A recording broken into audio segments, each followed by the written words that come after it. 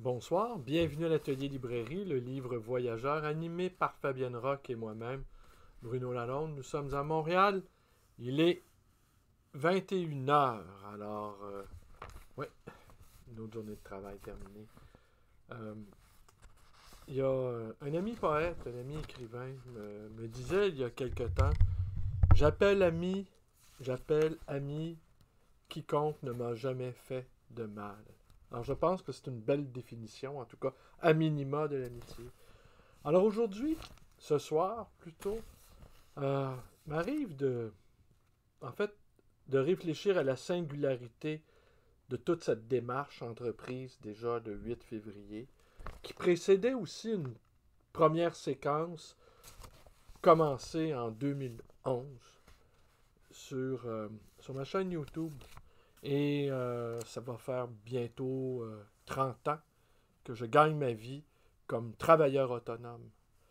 Et il m'arrive assez rarement de réfléchir à la singularité que cela peut représenter de gagner ma vie avec mes propres moyens, ma propre force de travail, ma propre, ma propre force de travail, ma propre créativité, ma propre imagination. Et j'ai commencé avec rien du tout. Alors, c'est-à-dire, mais rien du tout. Alors, à partir de rien, construire tout un univers. Et, euh, et je dois vous avouer aujourd'hui, ça va être une assez drôle vidéo parce que j'ai avancé ici, j'ai pris des notes, comme le faisait remarquer un ami de la librairie qui me fait l'honneur, le bonheur et le plaisir de m'écouter de temps à autre. Et il m'a même dit que des fois, je demandais même pourquoi il m'écoutait. Est-ce que moi, je m'écouterais moi-même? Alors là, c'est un peu le leitmotiv de cette vidéo-là, parce que après, après, je sais pas, je dois être rendu à au moins, je dois m'approcher du 1500 vidéos. Ça doit bien vouloir dire quelque chose, quelqu'un qui, pendant 10 ans, s'exprime. Alors, c'est le média qui veut ça.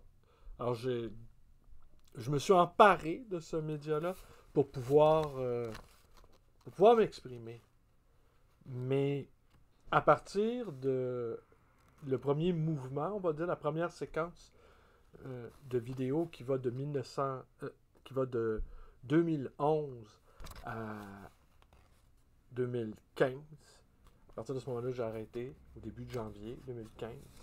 En fait, de décembre 2014, j'ai disparu des écrans car ma vie a complètement changé. J'ai rencontré l'amour que j'attendais depuis l'enfance. Alors voilà. Ce qui rejoint l'assertion numéro 7 ou numéro 8, ne pas céder sur son désir de Lacan. Alors ça, c'est très, très, très, très, très important. Alors elle va être courte ou elle va être longue. Je ne sais pas trop où je vais m'aventurer. Mais cet ami qui fréquente la librairie me disait que, d'habitude, en tout cas pour ce qu'il avait vu, je ne prenais pas de notes. Et bien là, j'en prends. Et j'en prends de plus en plus. Je me fais l'effet d'une araignée qui tisse une sorte de toile. Je ne sais pas trop où ça va me conduire. Dans ces notes-là, il y a des aphorismes, des bouts de phrases, des références.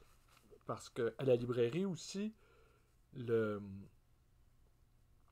je ne sais même plus si j'ai des clients. Vous voyez, même ça, je ne sais même plus si je suis libraire. En fait, j'ai l'impression que je ne suis plus tout à fait libraire, ou je suis libraire autre, ou je suis... Assurément, je ne suis pas libraire que pour vendre des livres. Ah ça, en fait, je vous dirais même dans le métier de libraire, ce qui m'intéresse le moins, c'est de vendre des livres.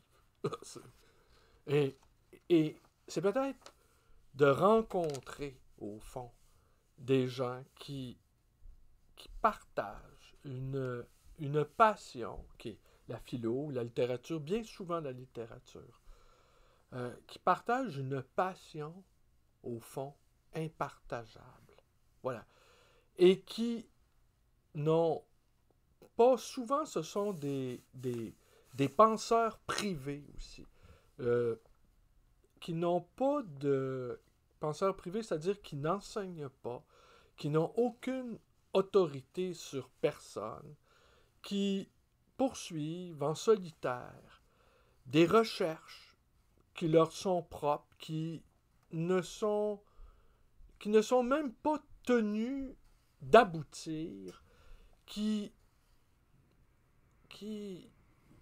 c'est en fait une sorte de communauté, hein, comme disait l'autre, une sorte de communauté inavouable. Alors la porte est ouverte, ils entrent dans la librairie et souvent ils ne savent pas ce qu'ils désirent, mais ils sont mus par une insatiable curiosité intellectuelle. Ils sont en quête de sens dans un monde qui fuit comme la peste toute forme de réflexion, toute forme de pensée qui n'est pas tournée vers soi. Alors, s'ils réfléchissent, s'il arrive à quelques-uns de nos contemporains de réfléchir, c'est comment s'adapter, comment faire plus de sous, comment être plus performant, comment se garder en santé, comment mieux travailler, comment... mais tout ça dans un but performatif. Jamais dans un but de se coltiner avec ce qu'il y a de plus difficile, de ce qu'il y a de plus âpre à penser. Et de ne pas prendre à bras-le-corps l'atroce.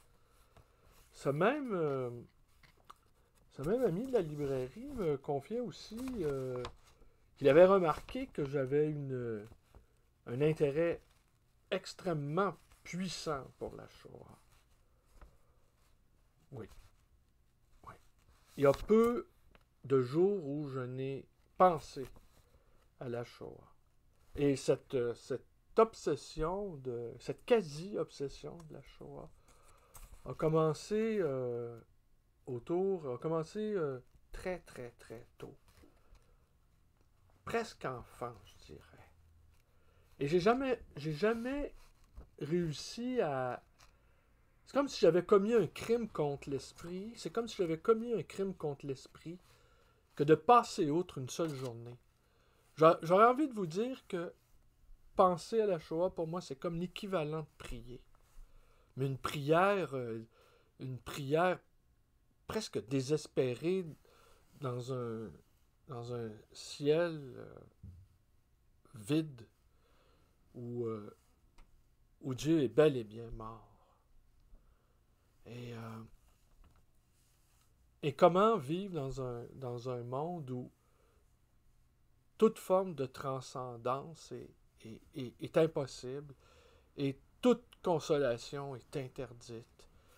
Et toutes nos constructions intellectuelles ne sont que des échafaudages vains.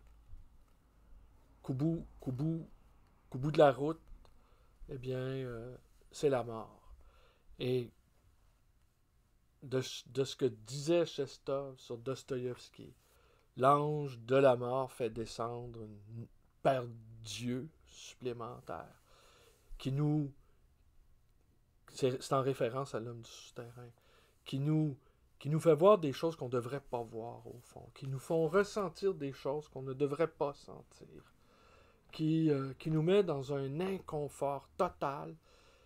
Et le seul endroit où on peut essorer cet inconfort, ce sentiment d'inconfort, cette précarité, c'est dans la littérature. La littérature qui ose, elle, s'aventurer là où la philosophie, grande dame, dédaigneuse, n'ose s'aventurer. La littérature ose tout. Et c'est là aussi pourquoi je sens qu'on s'approche des temps où Bataille va revenir. Bataille le ressuscité, j'aurais envie de dire. Parce que, on le voit bien, la moraline, la bien-pensance est les bons sentiments, la littérature aussi comme outil de conscientisation. Pour moi, c'est une idée inacceptable. La littérature, ça peut être un rite d'initiation pour pénétrer, pour s'aventurer dans les territoires de l'indicible, les territoires du mal également. De l'enfance retrouvée aussi avec tout ce que ça comporte de curiosité un peu scabreuse parfois, de pensées inavouables, de sexualité, de tout ce que le gros animal social, là. Alors, la littérature comme outil de conscientisation, pour moi, néo-libraire, c'est une abomination. Ce n'est pas là, c'est lui assigner une tâche qui n'est pas la sienne. C'est lui mettre au pied des fers. C'est l'utiliser, c'est l'instrumentaliser. Car la littérature, c'est nous, son instrument. C'est nous qu'elle doit torturer. C'est nous qu'elle doit bousculer, qu'elle doit nous jeter par terre, nous boxer, nous affronter. Elle doit nous enfoncer des fers dans la chair. Elle ne doit nous laisser aucun répit. Elle doit littéralement nous martyriser. Si on a envie de passer son temps, il y a une abondance de distractions. On n'aurait pas assez de 10 vies pour épuiser tout ce qu'on nous propose comme distraction. Alors imaginez cette pauvre petite vie que nous avons, qui est quand même très longue, contrairement à ce qu'on dit. Je vous dirais même, la vie, elle est interminable. Si on prend le temps là, non pas de savourer chaque instant, mais qu'on perde jamais de vue que nous sommes vivants et que ce qui nous attend au bout du chemin, c'est la mort, c'est le néant. Alors à ce moment-là, la vie devient d'une longueur inimaginable. Alors, je vous disais, la première séquence, je reviens, que de digression. Sur la première séquence de mes vidéos qui commençait toujours « Bonjour, bienvenue dans ma bibliothèque ». Et ça, j'ai répété ça pendant 1200 fois environ. Bonjour, bienvenue dans ma bibliothèque. Nous sommes à Montréal, blablabla. Bonjour, bienvenue, nous sommes dans ma bibliothèque. Et j'évoquais aussi de temps à autre ma pratique de libraire. Mais ce que je mettais en avant tout le temps, c'était au fond la passion d'un lecteur.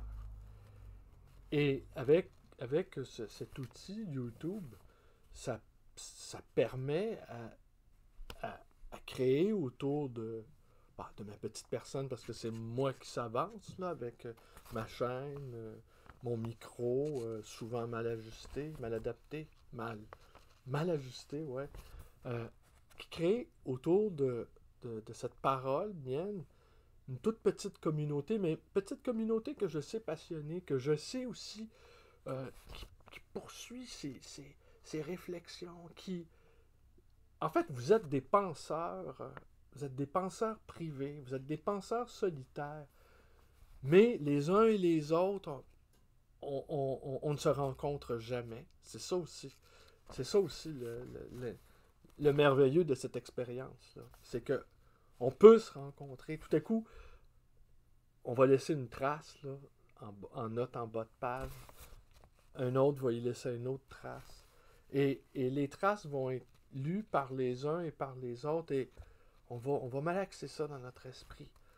On va se dire, moi je suis rendu le soir, là, je ne peux pas manquer mon rendez-vous avec vous. Je pourrais comprendre que vous aviez d'autres rendez-vous, cependant, mais moi, il faut que je sois là maintenant. Là. Ça fait partie de mon mode d'être. Pourtant, j'en ai fait des milliers. J'en ai fait 1500. Mais cette séquence-ci, elle est différente. Elle est différente parce qu'elle est liée à l'écriture aussi. Elle est liée à la réflexion. Je dis pas que les autres, je réfléchissais pas. Mais je réfléchissais pas en tant que communauté. Voilà. Et je ne réalisais pas que qu'évidemment, il fallait... il y a une urgence des temps, en fait. Et il y a une urgence des temps. La crise sanitaire, le couvre-feu, le virus en lui-même, les périls qui sont devant nous, parce que pour moi, en tout cas, ce virus-là est une conséquence de notre mode d'être. On pourrait dire, oui, mais la peste, c'était ça aussi. Oui, je ne crois pas que les maladies collectives, en tout cas, arrivent par accident, d'une certaine manière. Je pense qu'elles arrivent par nécessité. Et on n'a jamais connu quelque chose de cette ampleur-là. Et en même temps, il y a de ce que je peux observer, même dans la distribution des vaccins, bon, l'AstraZeneca qui semble-t-il, n'a pas une qualité comparable aux autres, eh bien là, j'entends autour de moi des gens dire qu'ils refuseraient de prendre l'AstraZeneca, par exemple, mais qui ont été ravis d'avoir le Pfizer. Et d'autres, oui, mais moi, ça va être... moi, j'ai appris que j'aurais le Moderna. Et là, il y a cette même... Je veux dire, on est en train de même de devenir des fashion victimes vaccinales. Je veux dire, et ça, pour moi, c'est inquiétant parce que au cœur au cœur de la littérature, au cœur de la philo, ce qui se joue aussi, outre l'étonnement, l'émerveillement, c'est l'acceptation tragique de la condition de l'être humain. Et ce refus obstiné, cette espèce d'enthousiasme à se maintenir vivant, gavé de distractions, tout en étant terrifié par la mort à venir, et tout en étant incapable de bouger, de faire face. Eh bien, ça me jette dans une perplexité presque sans fin. Alors là, je relis mes livres, je fais des liens, je rassemble, je vois apparaître Chestov, qui a toujours été important. J'ai envie de convier Benjamin Fondane. Je fais réapparaître Solers. Solers, ça fait 35 ans que je lis Solers. Nietzsche, Dostoïevski. Je dirais que j'aurais envie de rassembler tous ces lecteurs, tous ces auteurs-là très, très, très, très importants, hyper importants, et franchement dédaignés par la quasi-totalité de mes semblables, quand ce n'est pas dans un simple désir d'avoir de la culture. Mais qu'est-ce que ça veut dire, avoir de la culture? Qu'est-ce que ça veut dire, être cultivé? Je préfère encore là la sauvagerie. Je préfère encore là... Parfois, j'entends des mots comme civilisation. Eh ben, ce sont des mots qui me font peur, moi. Les valeurs de la civilisation. Ouf! Alors, je suis passé, donc, je vous disais, bienvenue dans ma bibliothèque, bienvenue dans l'atelier librairie. L'atelier librairie, animé par... Ben oui, parce que Fabienne, elle est à l'œuvre, elle est en train de travailler sur quelque chose d'assez extraordinaire. Je peux pas vous le dire tout de suite, mais elle travaille avec un acharnement incroyable et une créativité folle, vraiment. Et moi, je l'incite à aller le plus loin qu'elle peut. Moi, je n'ai qu'une envie, c'est de l'accompagner là-dedans. Elle est de plus en plus étonnée de me voir, de plus en plus couché tard dans les livres, prendre des notes, comme si je tisse quelque chose, en tout cas. Je suis en train de visiblement créer quelque chose. Et c'est pas que ma pratique de libraire ne me satisfait pas. Non, je suis très content d'être libraire. Je vous le dis, j'ouvre ma porte et les personnages les plus singuliers, les plus passionnés, les plus fous euh, au sens deleuzien, là, d'idiot supérieur, euh, eh bien, viennent dans mon échoppe. Et je me dis, ils vont où autrement? J'allais où, moi? Ah ben moi, j'allais nulle part. Vous voyez, c'est ça aussi. J'allais dans les librairies. Euh, Pratiquement tous les libraires que je connais, je les aime. Là. Ce sont mes confrères, ce sont mes amis. Mais la majorité d'entre eux sont, à proprement parler, incommunicants. Et quand parfois j'entre en relation avec l'un d'entre eux, ce sont toujours pour les choses du métier. Mais je vous dirais, c'est ce qui m'intéresse le moins dans mon métier, c'est précisément les choses du métier.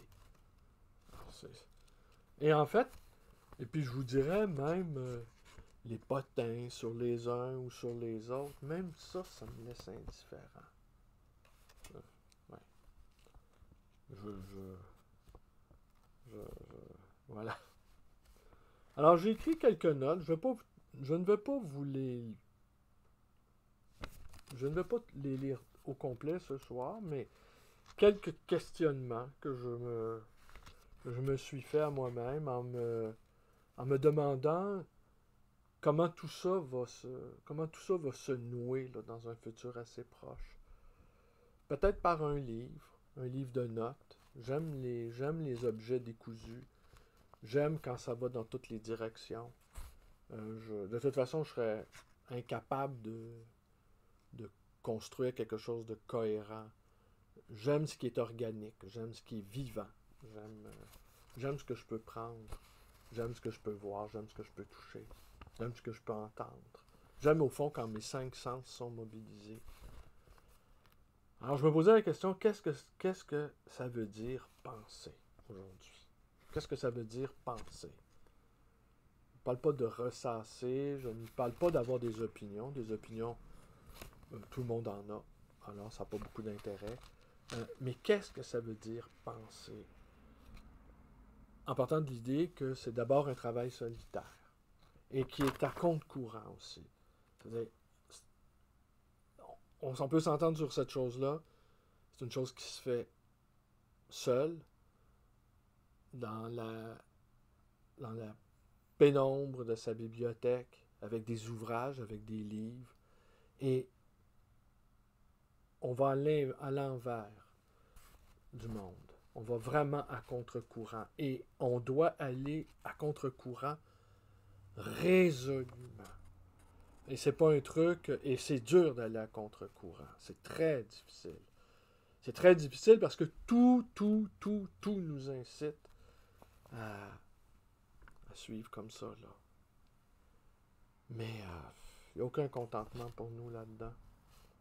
Il y a cette phrase de Gramsci, pessimisme de l'intelligence, optimisme de la volonté. Optimisme de la volonté, là. Pessimisme de l'intelligence, c'est sûr.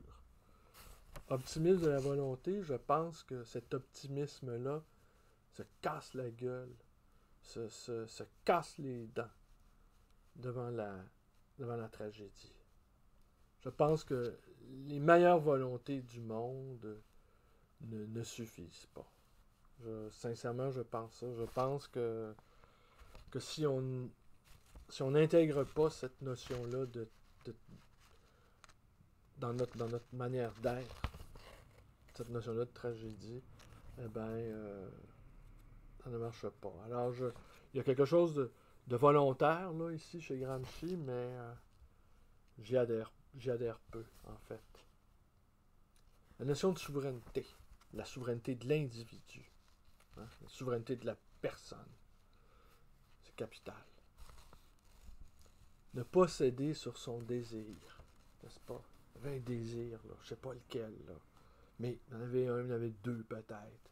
Mais un, là, ne pas céder sur son désir, ce que vous voulez vraiment. Peut-on s'auto-enseigner? Je me faisais la réflexion, moi, quand j'ai commencé. Comment j'ai commencé? Je n'avais rien du tout. Je pourrais vous raconter ça une autre fois. Oh, je l'ai raconté déjà, sans doute. Je commençais avec rien, mais on dit, ouais, commencer avec rien, c'est quand même extraordinaire, puis se rendre jusqu'où. Mais au fond, c'est vraiment commencer avec rien qui est intéressant.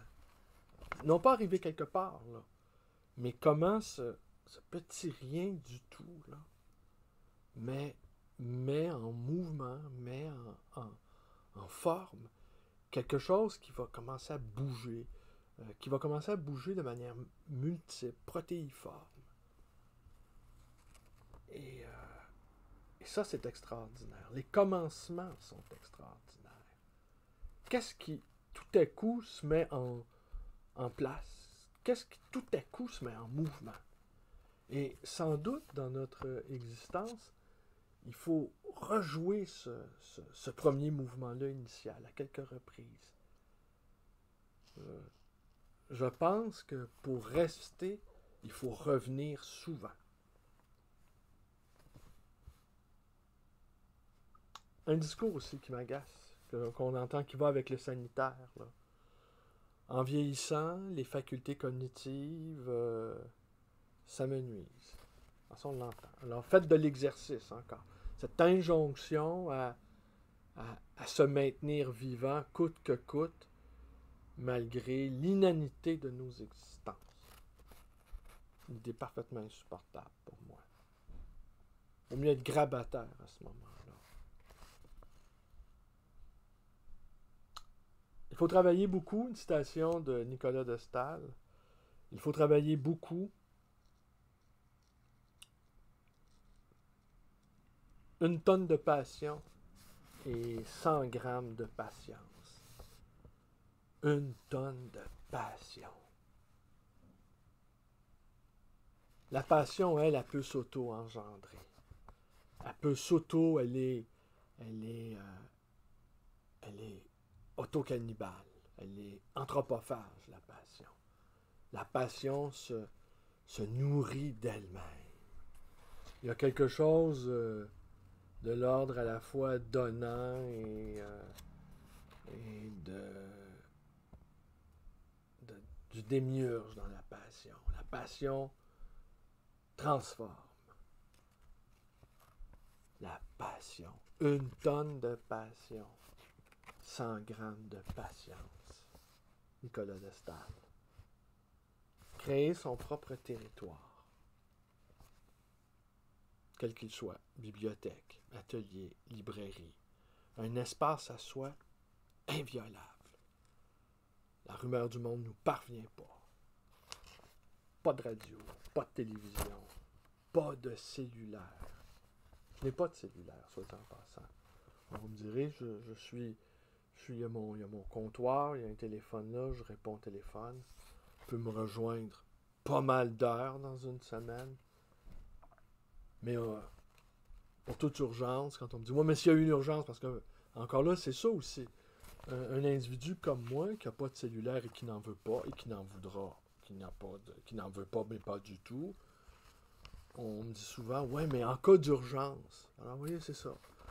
On vit pépère, on vit bêtement, mais toujours en cas d'urgence. Bon, là, l'urgence est arrivée. La pandémie, enfin, quelque chose est arrivé. Mais en cas d'urgence, alors je réponds toujours, pour toute urgence, si c'est vraiment urgent, il y a le 911 et les mauvaises nouvelles finissent toujours par nous arriver. Trop vite.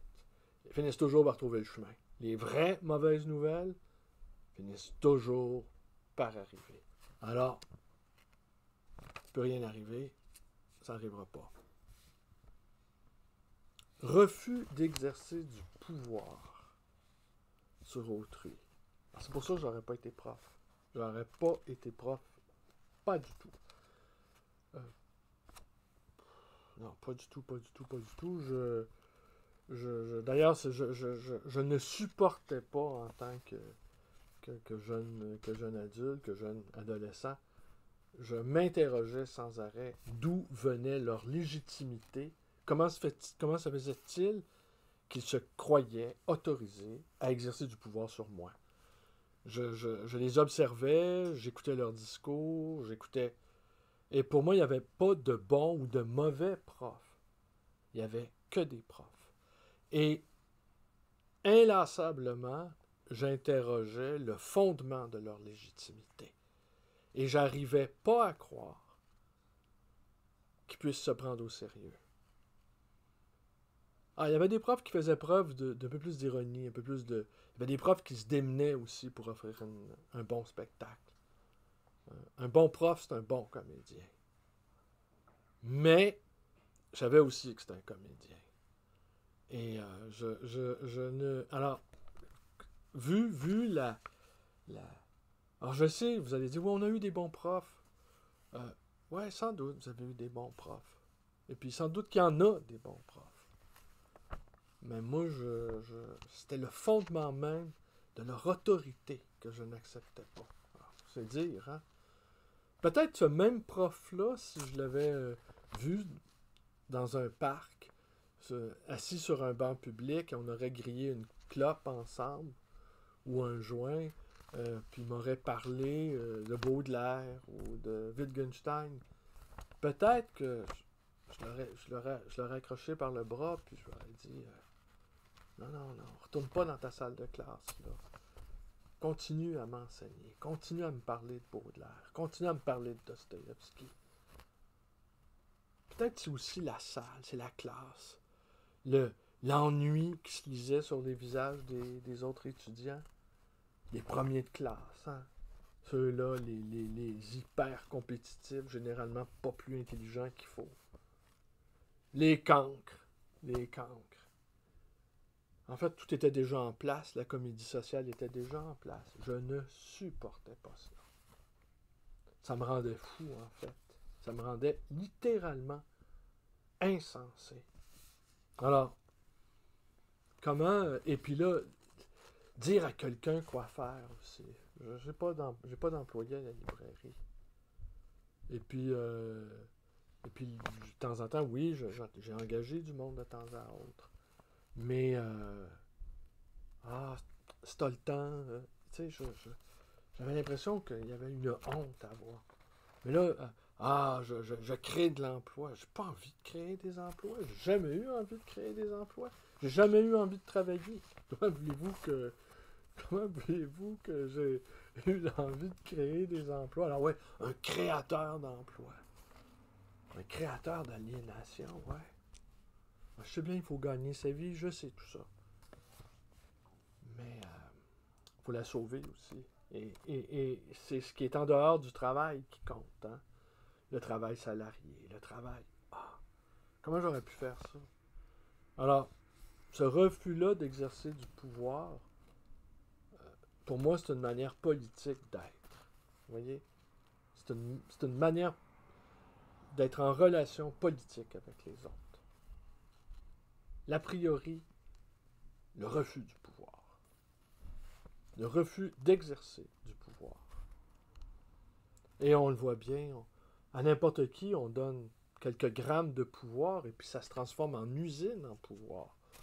On suffit de donner 2 ou 3 clés à quelqu'un et ça y est, je fais référence à un concierge et tout à coup, il devient le potentat de l'immeuble. C'est dingue comment une miette de pouvoir peut transformer un individu généralement affable en douché de salon assez rapidement. Ça a toujours été une source d'étonnement pour moi que le pouvoir, finalement, transforme n'importe qui en un être presque sans grandeur, sans dignité. Nous n'avons droit à rien. On n'a aucun droit. Hein? On n'a aucun droit. Rien n'est sacré. Tout peut se dire. Et là, ça, c'est... Je pense que là, c'est la fonction décapante de la littérature. Et là, avec tout ce qu'on ne peut pas dire. Hein? Et en plus, tout ce qu'on ne peut pas dire en littérature. Ça, c'est ahurissant. C'est le dernier endroit, la littérature, où on peut aller explorer des territoires inconnus, ou des territoires trop connus, ou des territoires inquiétants, étranges, dangereux, des territoires du mal. Hein? Les terrains de l'apocalypse, disait Malraux. Là, la littérature, ça peut devenir un outil d'exploration. Mais là, avec tous ces garde-fous, on ne peut pas utiliser ça. Et de réduire la littérature à une fonction sociale, de normalisation, de l'utiliser comme une arme de domination, parce que c'est ça, au fond, là. Il y a des mots qu'on ne peut plus utiliser. Il y a des gens qui décrètent qu'il y a des mots qu'on ne peut plus utiliser. Ben moi, j'ai envie de dire, il faut les balancer, ces mots-là. Tous les mots qu'on ne peut pas utiliser, il faut les utiliser en abondance.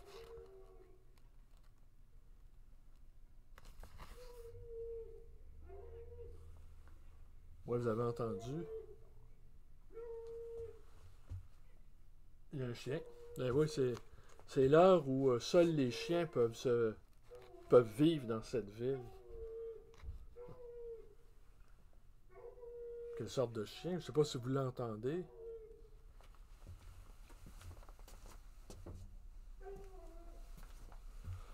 Ouais, mais d'habitude, c'est la porte qui fait des siennes. Aujourd'hui, c'est un canin qui fait des siennes. Alors... Ah ben le voilà. Vous l'avez vu. Ben, ça met un peu d'étrangeté. Alors, oui, donc, rien n'est sacré, tout peut se dire et là, il ne faudra pas se laisser faire. Il ne faudra pas se laisser faire. Il faudrait que les amoureux de la littérature, en tout cas, n'hésitent pas à utiliser la littérature comme outil d'exploration. La pleine et entière responsabilité de ses actes. Le compagnonnage avec les insurgés solitaires, les réfractaires, les lecteurs. Alors ça, ici, la librairie, et par extension, ma chaîne YouTube, on élargit ici on élargit le cabinet. Là.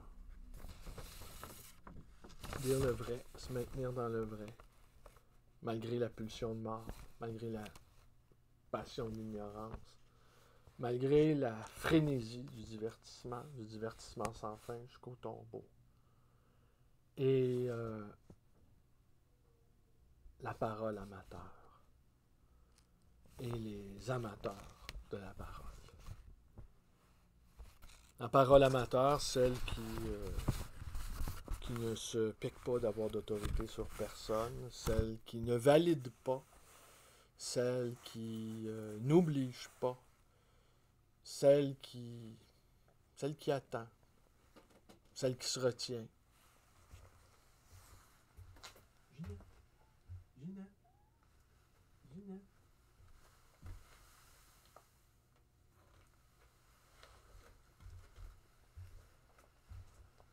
Alors voilà. C'est là-dessus que Ginette et moi, nous vous souhaitons... Vas-y, Ginette. Elle a horreur quand je la prends. Hein, Ginette? T'apprécies pas ça, hein? Non, elle n'apprécie pas ça du tout. Bon, ben là-dessus... Alors, c'est tout pour ce soir. Alors voilà, j'ai pris des notes. Je sais pas trop... Je les ai couchées comme ça, sans ordre...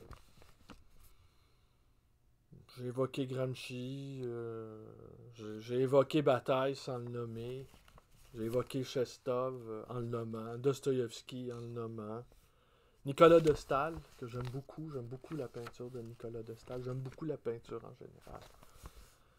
Et voilà. Alors c'est tout pour ce soir. Je ne sais pas comment tout ça va se poursuivre, je ne sais pas qu'est-ce que je vais faire avec ça, je sais que les feuilles s'empilent. Alors peut-être je vais relier tout ça. Je sais pas comment tout ça va s'assembler, mais je vais laisser les choses s'assembler par elles-mêmes, assurément. Et j'ai l'impression de plus en plus de ne plus être tout à fait un libraire, mais de ne pas être un prof non plus. Passeur, c'est ce qu'on dit parfois, mais même pas, j'ai même pas l'impression d'être un passeur non plus. Alors je vais réfléchir à tout ça, continuer à réfléchir, parce que ces vidéos-là ont, ont, ont, ont un effet sur vous qui m'écoutez. Soyez en remercier. Et elles ont un effet sur moi aussi par feedback, par réverbération. Alors, elles ont un effet parce que je vois que, bon, ben là, ok, j'ai voulu aller là. Je sais que j'ai évoqué, il y a déjà plusieurs vidéos, la figure de Chris Marker. Chris Marker, il me travaille beaucoup aussi. Et, et je sais qu'il y a Bataille que je veux relire. J'avais pensé vous lire Dirty ce soir. De Bataille qui a fréquenté pendant 2 ans Chestov et qui a été très influencé par Chestov. Pas mal de monde ont été influencés par Chestov. Dans le cas de Malraux, je ne le savais pas. Dans le cas de Bataille, je le savais. Mais dans le cas de Malraux, je ne le savais pas. Alors j'ai l'impression que peut-être que toute une catégorie d'intellectuels, d'écrivains européens, français, qui ont été très, très, très influencés par Chestov. Alors ça, vous voyez, ça c'est le genre de choses que j'aurais envie de creuser.